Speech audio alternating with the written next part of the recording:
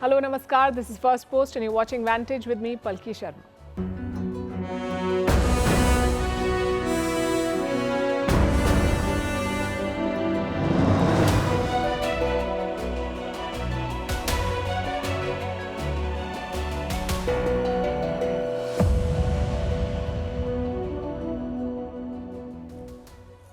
The US presidential election is 4 days away and Donald Trump is wooing the Hindu vote. His Diwali message highlights the atrocities on Hindus in Bangladesh. While it's trending on social media, will it resonate with the Indian American voters who have traditionally voted for Democrats? Also, what does it mean for Biden's friend and Bangladesh's leader Mohammad Yunus? We'll discuss all of that.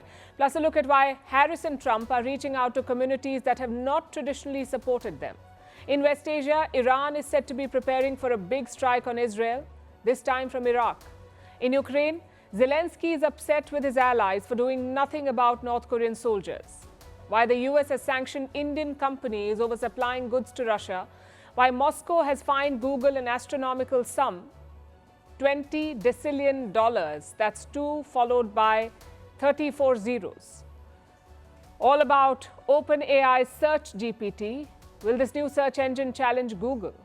How Spain is grappling with floods that have left more than 150 people dead, and how sugar in baby food can lead to high risk of diseases later in life. All this and more coming up. The headlines first. Indian troops begin patrolling in Ladakh's Demchok sector after disengagement with China. Patrolling in another friction point of Depsang sector is also expected to begin soon. On Wednesday, troops from both India and China finished disengagement at the 2 friction points in eastern Ladakh. This marked a major breakthrough in the border standoff, which began in 2020. Lebanon accuses Israel of rejecting a ceasefire after the Israeli military bombs the Hezbollah stronghold of South Beirut. The strikes came a day after Israeli Prime Minister Benjamin Netanyahu met US officials to discuss a possible deal to end the war in Lebanon. Beirut says the attacks signal Israel's refusal to engage in truce efforts. Kenya reintroduces the tax reforms which had sparked deadly protests earlier this year. The unrest forced President William Ruto to scrap the unpopular finance bill in June. But Kenya's government desperately needs to boost its revenue. The East African country has a debt of around $80 billion. Indonesia bans Google Pixel phones. Jakarta says the tech giant failed to meet its investment regulations. This comes just days after Indonesia blocked sales of Apple's iPhone 16.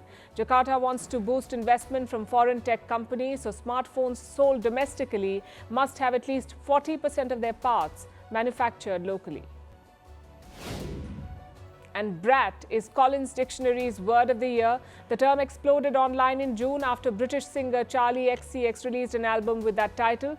She said it represented someone who's confident and independent.